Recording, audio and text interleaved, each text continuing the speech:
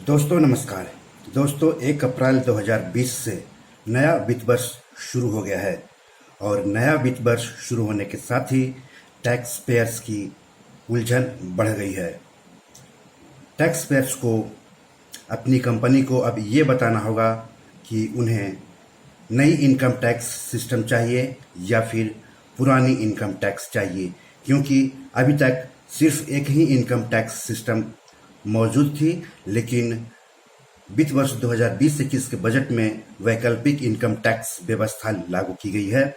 तो अब जब कर्मचारियों को इन्वेस्टमेंट डिक्लेरेशन फॉर्म दिया जाएगा तो उसमें एक विकल्प ये भी रहेगा कि पुरानी इनकम टैक्स व्यवस्था और नई इनकम टैक्स व्यवस्था में से आपको कौन सा चुनना है। तो चलिए आज इसी पर एपिसोड मैंने बनाया है।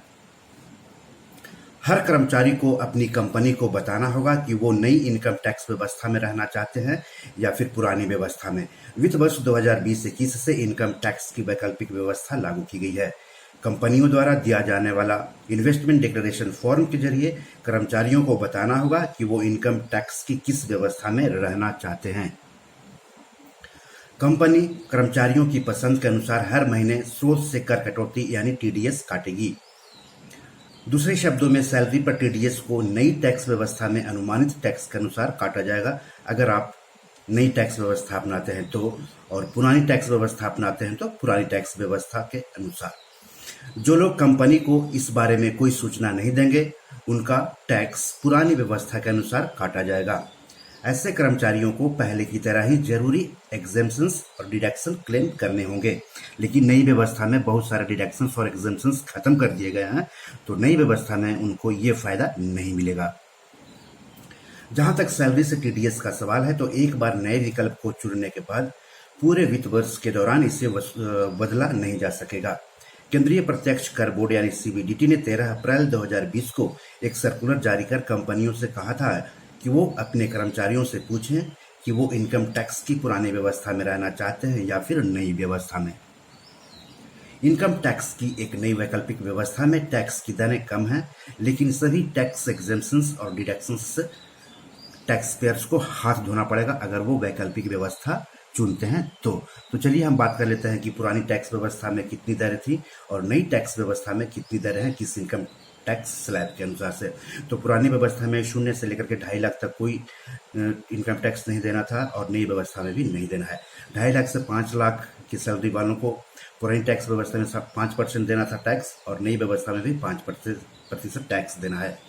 5 से लेकर के 7.5 लाख रुपए सालाना आमदनी वालों को पुरानी व्यवस्था में 20% टैक्स देना था और नई व्यवस्था में 10% ही टैक्स देना है। 7.5 लाख से लेकर के 10 लाख तक की सालाना इनकम वालों को पुरानी व्यवस्था में 20% टैक्स देना था, जबकि नई व्यवस्था में 15% टैक्स देना है। 10 से लेकर के 12.5 लाख की सालाना इनकम वालों को पुरानी व्यवस्था में 30% टैक्स देना था, जबकि नई व्यवस्था में 20% टैक्स देना है। 12.5 से लेकर के 15 लाख तक की सालाना इनकम वालों के लिए 30% टैक्स है पुरानी व्यवस्था में और नई व्यवस्था में है 25% टैक्स।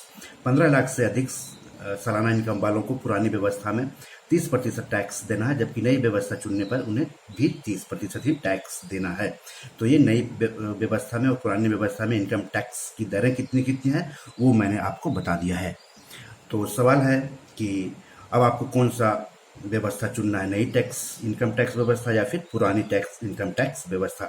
तो कुछ हिंट्स मैं यहाँ पर आपको दे रहा हूँ जिसके आधार पर आप ये तय कर सकते हैं। वैसे ये आपकी अपने ऊपर निर्भर है कि आप कौन सा टैक्स व्यवस्था चुने। अगर इसमें कोई कन्फ्यूजन हो तो आप किसी जो भरोसेमंद टैक्स सलाहकार होते हैं, एक्सपर्ट होते हैं, उनसे आप इस बारे में सलाह ले सकते हैं। तो ऐसे लोग जो एग्जेम्पशन और डिडक्शन का फायदा ज़्यादा लेते हैं उनके लिए पुराने सिस्टम में बने रहना बेहतर है। एग्जेम्पशन और डिडक्शन जितना ज़्यादा होंगे नई व्यवस्था में उतना कम फायदा होगा। कोई व्यक्ति अगर साल में 2.5 लाख से ज़्यादा 50,000 के स्टैंडर्ड डिडक्शन सहित डिडक्शन क्लेम करता है तो उसे नए स्ट्रक्चर में फायदा नहीं होगा। अगर आप किराए के मकान में रहते हैं और HRA यानी हाउसिंग रेंट का फायदा लेते हैं, एग्जेम्पशन क्लेम करते हैं, या होम लोन लिया है और ब्याज पर डिडक्शन क्लेम करते हैं तो 2 लाख तक की सीमा बड़ी आसानी से पार हो जाती है। तो ऐसे में पुरानी व्यवस्था में ही रहे। सेक्शन 80C के तहत पूरा डिडक्शन क्लेम करने वालों के लिए पुरानी इनकम टैक्स व्यवस्था में बने रहना बेहतर है।